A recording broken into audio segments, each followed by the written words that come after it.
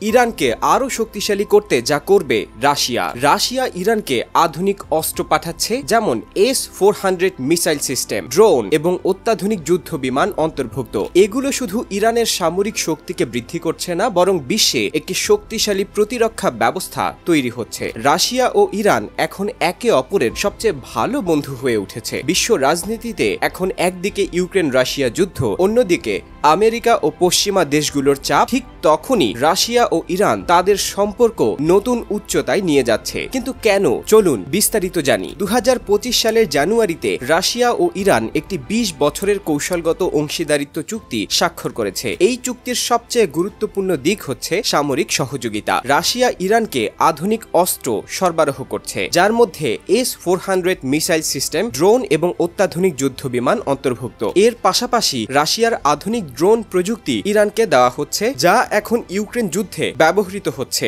এবং এখানেই শেষ নয়, রাশিয়া ও ইরান তাদের সামরিক প্রশিক্ষণও একে অপরকে দিয়ে থাকে, যাতে একে অপরের সেনাবাহিনী আরও উন্নত এবং প্রশিক্ষিত হয়। এই সহযোগিতা শুধু রাশিয়া ও ইরানকে শক্তিশালী করছে না, বরং আন্তর্জাতিক রাজনীতিতে নতুন মেরুকরণ তৈরি করছে। পশ্চিমা দেশগুলো, বিশেষত আমেরিকা, চিন্তিত হয়ে পড়েছে। তারা জানে রাশিয়া ও ইরান যদি একে অপরকে সহযোগিতা দিতে থাকে, তবে তাদের জোট বিশ্ব রাজনীতিতে নতুন শক্তির জন্ম দেবে। এবার আসি অর্থনৈতিক সম্পর্কের দিকে। 2024 সালে রাশিয়া ও ইরান তাদের বাণিজ্যিক সম্পর্ক আরও জোরালো করার সিদ্ধান্ত নিয়েছে। বিশেষ করে তেল এবং গ্যাস খাতে সহযোগিতা বাড়ানো হচ্ছে। রাশিয়া ইরানকে তেল রপ্তানির জন্য সহায়তা করছে এবং ইরানও তাদের গ্যাস রপ্তানি বাড়াচ্ছে। এছাড়া দুই দেশ তাদের নিজস্ব মুদ্রা রুবেল ও রিয়াল ব্যবহার করে বাণিজ্য করছে, যাতে তারা ডলার নির্ভরতা কমাতে পারে। এটা রাশিয়া এবং ইরানকে অর্থনৈতিক স্বাধীনতা দিচ্ছে, যা পশ্চিমা দেশের নিষেধাজ্ঞার বিরুদ্ধে একটি শক্তিশালী পদক্ষেপ হিসেবে কাজ করছে।